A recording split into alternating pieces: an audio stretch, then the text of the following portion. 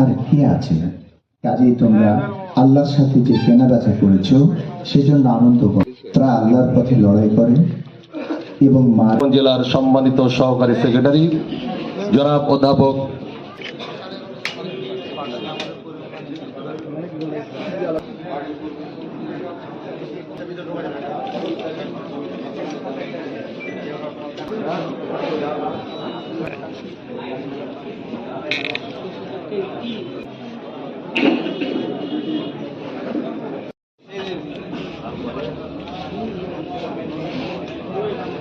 চুয়াল্লিশ চাঁপাইনবাবগঞ্জ 2 কর্মমুখী জনপদ। এই থিমের আলোকে আপনাদেরকে সম্ভবত আমার ইশতেহারের কপি দেওয়া হয়েছে, আমি সেগুলো পাঠ করে আপনাদের কাছে শোনানোর চেষ্টা করছি। আল্লাহ তাআলা যদি আমাকে নির্বাচনী আসনের মানুষের খেদমত করার জন্য দায়িত্ব দেন,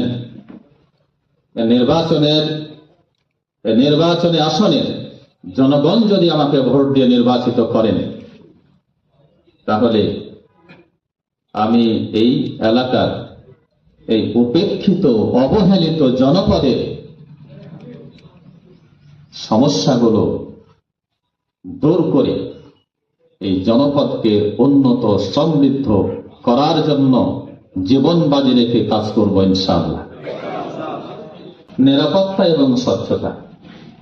আসনের প্রতিটি ইউনিয়ন ও পৌরসভাকে সমৃদ্ধ, উন্নত, নিরাপদ বাসস্থান হিসেবে গড়ে তোলা এবং সন্ত্রাস, চাঁদাবাজি, দখলদারি ও মাদক মুক্ত করা। 2 নম্বর, উন্নয়ন পরিকল্পনা প্রণয়নে সকল শ্রেণী, পেশা এবং দলকে সম্পৃক্ত করা। এ বিষয়ে বলতে চাই, জামায়াত ইসলামীর এবং তার 11 দলের এবারে নির্বাচনের স্লোগান হচ্ছে, চলো একসাথে গড়ি বাংলাদেশ।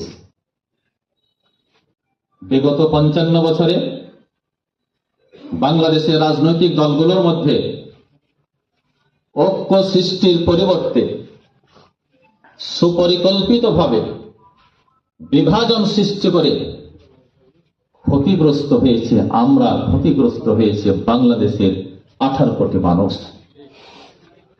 এই জন্য জামায়াত ইসলামীর এই দেশের সকল ধর্মের, সকল দলের মানুষকে সাথে নিয়ে ঐক্যবদ্ধ বাংলাদেশ করতে চাই, উন্নত বাংলাদেশ করতে চাই।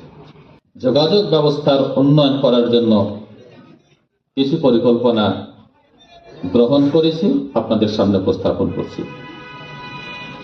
আসনের সব কাঁচা রাস্তাগুলোকে অগ্রাধিকার ভিত্তিতে ধারাবাহিকভাবে পাকা করার ব্যবস্থা করব ইনশাআল্লাহ।